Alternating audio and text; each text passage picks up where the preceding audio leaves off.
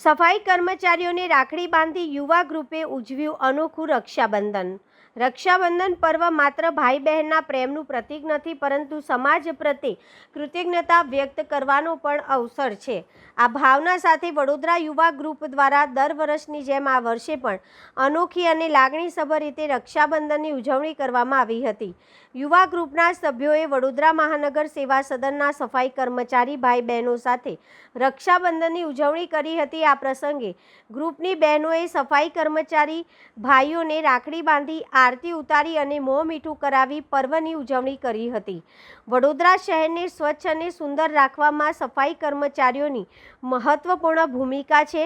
કાળઝાળ ગરમી હોય કે પછી વરસાદ, દિવસ રાત ફરજ બજાવતા સફાઈ કર્મચારીઓના યોગદાનને બિરદાવવા અને તેમના પ્રત્યે સન્માન તથા આભાર વ્યક્ત કરવા માટે આ ખાસ આયોજન કરવામાં આવ્યું હતું। રક્ષાબંધનના પવિત્ર પર્વે સફાઈ કર્મચારીઓને રાખડી બાંધી યુવા ગ્રુપે સમાજના મહત્વપૂર્ણ સેવાકર્મીઓ પ્રત્યે સન્માનની લાગણી વ્યક્ત કરી હતી। આ અનોખી ઉજવણીની ઉપસ્થિતિ સૌ માટે લાગણીસભર અને પ્રેરણાદાયી બની હતી। યુવા ગ્રુપ વડોદરા છેલ્લા 17 વર્ષથી સમાજ ઉપયોગી કાર્યક્રમ કરતું રહ્યું છે। સમાજના વંચિત, પીડિત, શોષિત અબાલ સૌ માટે અમે જે થઈ શકીએ એ કાર્યક્રમ કરતા રહ્યા છે। રક્ષાબંધન સનાતન હિન્દુ ધર્મનો બહુ પવિત્ર અને મોટો તહેવાર છે। વર્ષોથી અમે વડોદરા શહેરના સફાઈ સેવકો સાથે આ કાર્યક્રમ કરતા રહ્યા છે।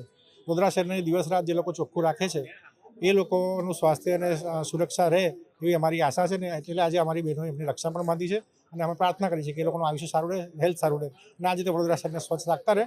એમનામાંથી અમે પણ પ્રેરણા લઈને અમે પણ અમારા શહેરને અને દેશને ક્લીન બનાવી શકીએ એ પ્રેરણા અમે લઈએ છીએ। નરેન્દ્રભાઈ મોદીજીએ જે સ્વચ્છ ભારત અભિયાન લોન્ચ કર્યું છે એનાથી અમને પ્રેરણા મળી છે અને આવનારી પેઢી પણ આમાંથી પ્રેરણા લેશે એવી આશા છે। આજના દિવસે બધાની સ્વાસ્થ્ય સારી રહે એ જ અમારી આશા છે।